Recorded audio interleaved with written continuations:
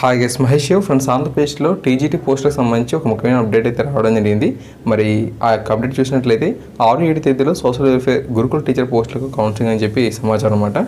సాంఘిక సంక్షేమం గురుకుల విద్యాలయ సంస్థలో ట్రైన్డ్ గ్రాడ్యుయేట్ టీచర్ పోస్టులకు ఈ నెల 6-7 తేదీలో కౌన్సిలింగ్ నిర్వహిస్తామని చెప్పి గురుకుల ఇన్ఛార్జి కార్యదర్శి కె హర్షవర్ధన్ గారు మనకు తెలపడం జరిగింది.